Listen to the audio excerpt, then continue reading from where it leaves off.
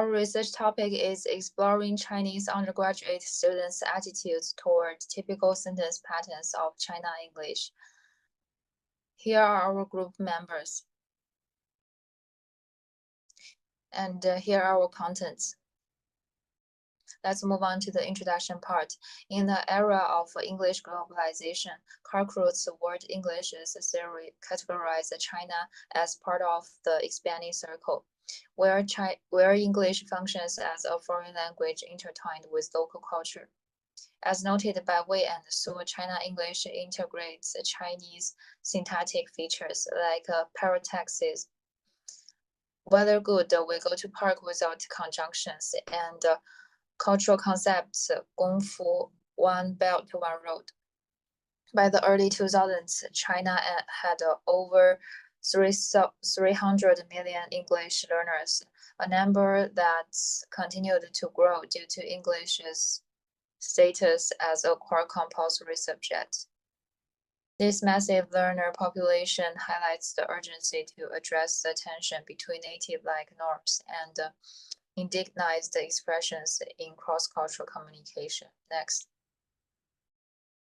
As university students, we face a daily paradox. In academia, we are taught to follow standard English, like correcting "I very like it" to "I like it very much." In daily use, we naturally produce China English, such as "If you have time, come to my home," influenced by Chinese word order, or face-saving culture. A literal translation of 面子文化. Existing study mainly focus on the general acceptance of China English, leaving ethical questions unanswered. Which sentence patterns are tolerated to reject, and how do factors like standard English proficiency and cultural identity influence these attitudes? Notably, while Chen et al. Studied cross-language transfer, Wu emphasized standard English dominance in education, and Gu explored cultural identity. None have linked these factors to undergraduates' attitudes toward specific sentence structures. Next. Our study aims to identify typical China English sentence patterns and measure students' acceptability towards them, and analyze how standard English norms and cultural identity shape these attitudes. For instance, whether high proficiency learners reject non-standard forms more strictly, while those with strong cultural identity embrace local expressions like a harmony society. The significance of our study is huge. Theoretically, it will add to Carcruit's word English theory. We will prove that China English isn't just a bunch of mistakes. It's a real and proper type of English that comes from mixing standard English with Chinese culture. Practically, it's expected to support balanced teaching, emphasizing standard English in formal contexts like academic writing, while tolerating recognized China English terms like feng shui in cross-cultural communication to build students' linguistic flexibility and cultural confidence. So let's move on to the next part. Okay, in this section, I'll briefly introduce a theoretical framework, review of key empirical studies, and identify the research gaps. Let's begin with the theoretical framework. The study adopts the global English perspective, which challenges the idea of one single standard English. Instead, it recognizes multiple localized varieties shaped by local languages and cultures. According to this view, China English is not simply incorrect English, but legitimate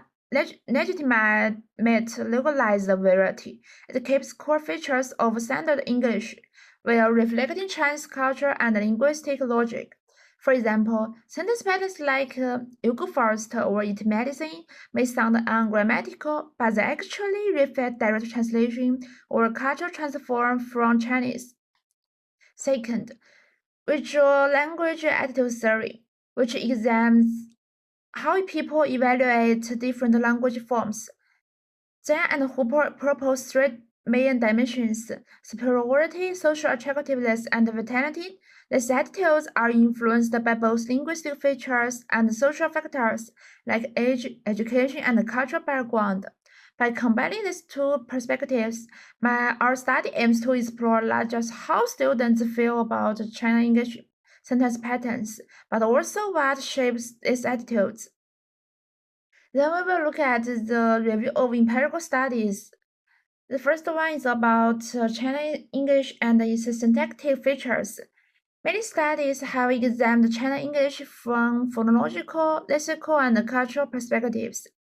As you can see, researchers have looked at pronunciation features, lexical borrowing, and semantic transfer from Chinese. And when it comes to grammar and syntactics, studies by Xu shows that typical sentence patterns in China English, such as subject omission or unusual word order, are influenced by Chinese thinking and native language transfer. These features are not just errors but cultural expressions. And in terms of learners' attitudes toward local English varieties, scholars have explored how people will localize the varieties like Singapore English, Hong Kong English, and China English.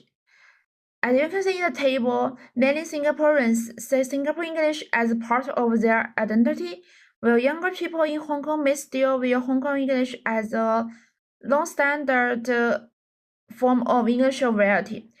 In China, students often view the cultural identity expressed by China English, but still prefer to use standard English in academic or pro-international settings. And studies show this tension is shaped by educational policy, exam task-oriented tasks, and the awareness of standard English norms. However, there are also exist some research gaps. The first one is about most research on China English has focused on vocabulary, conceptual, phonological, or lexical aspects, while detailed studies on sentence structures are still limited. What's more, although there are attitude studies on localized English, few have looked specifically at how students perceive China English sentence patterns influenced by Chinese linguistic logic. And last one is about where cultural identity and the standard English norms are often discussed. Few studies combine these factors with learners' views on grammar structures. Therefore, our studies aim to fill these gaps by investigating Chinese undergraduates' acceptance of typical China English sentence patterns and the key factors influencing their attitudes, using the perspective of global Englishes and the language attitude theory. That's all about my part. Okay, let's move on to the methodology part. Our research use mixed method, quantitative and qualitative methods, and we adopt questionnaires and semi-structured interviews. The purpose is to explore Chinese undergraduates' attitude toward typical China English sentence patterns and influencing factors. And the expected sample is 90 undergraduate students. Both of them are native Mandarin speakers. And we use convenience and purposive sampling to select the sample. To ensure the diversity, the participants can be of any gender, grade, major, and they will have different English proficiency. As for the interviews, 6 to 8 students will be chosen based on various acceptance levels demonstrated in the questionnaire. And there are two instruments. The first is a questionnaire. The content consists of two parts. The first is demographic information, which is made up of age, gender, major, and English proficiency. And the second is acceptability judgment. We will use a Likert scale to evaluate them. Additionally, 4 typical syntactic features proposed by He and Li will serve as the basis of our questions. And the features are 4 morphosyllable idiomatic expressions, parallel structures, topicalization of adjuncts, and null subject parameter. For each feature, we will list some sentences, and the participants will be asked to mark their scores. And the second instrument is an interview. There are 3 topics. The first is reasons behind acceptability judgment. The second is influence of standard English norms. The last is cultural identity, and views on China English. And we also make an interview outline, which will adapted from Penn and other researchers' studies. And here is a table. We list some sentences and questions for the participants. You can see from here. The next part is data collection and analysis. The collection consists of two stages. The first is an online questionnaire. It will be sent through Wenjuanxing, and the link will be spread via WeChat and Square platforms. And the second stage is an online interview. It will be carried on Tencent meeting, and each interview will last 20 to 30 minutes. What's more, we will obtain informed consent from the participants, and all data will be strictly confidential and only used for academic purpose. And the analysis of the data, for the quantitative analysis, we will use SPSS to collect descriptive statistics such as means, standard deviations, frequency distributions. And for the qualitative analysis, we will transcribe the interview and use semantic analysis. The process will begin with open coding, and then it will be grouped into categories and relevant themes. And to ensure the reliability, the researchers will code independently, and after discussion, they will reach an agreement. That's all about methodology. So about anticipated results, first, context shapes acceptability. We predict that informal settings like daily conversations, zero subject sentences like miss you a lot, and cultural loaded terms like Tai Chi will be more tolerated, as they aligned with Chinese expression habits. In contrast, informal contexts like academic writing, grammatical errors like ever like it or mechanical translation will be widely rejected. Second, the interaction of cultural identity and English proficiency.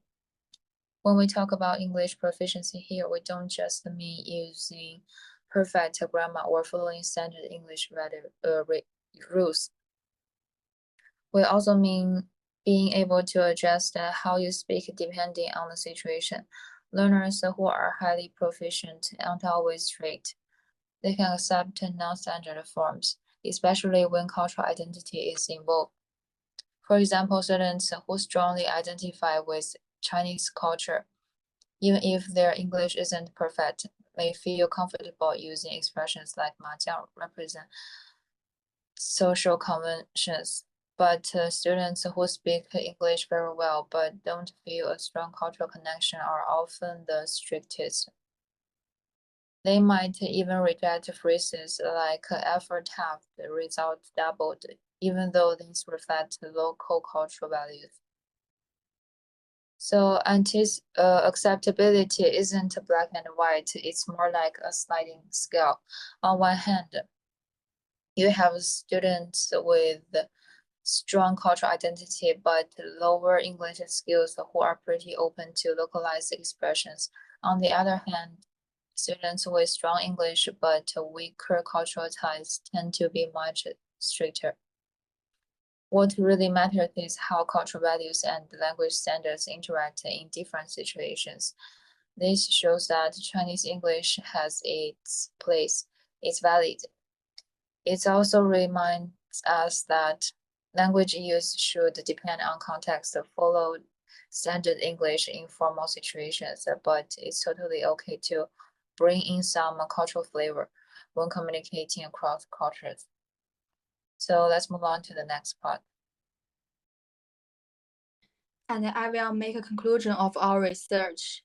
The key contributions are that our study will provide insights into how Chinese undergraduates assess China English sentences patterns, which will deepen the comprehension of the interplay between standard norms and cultural identity. And there are two anticipated findings. The first is the acceptability of China English patterns might be context dependent and cultural influenced. Second, students might might have a higher acceptance of colloquial or cultural meaningful patterns in informal circumstances, while prefer standard norms in formal contexts. And the last is the practical implications. Our finding could serve as a guide for English education. It will inspire the teacher to balance native English features and standard norms. And to improve the generalizability, future research should expand to students from other regions and backgrounds. That's all about our research. Thanks for listening, and here are the references.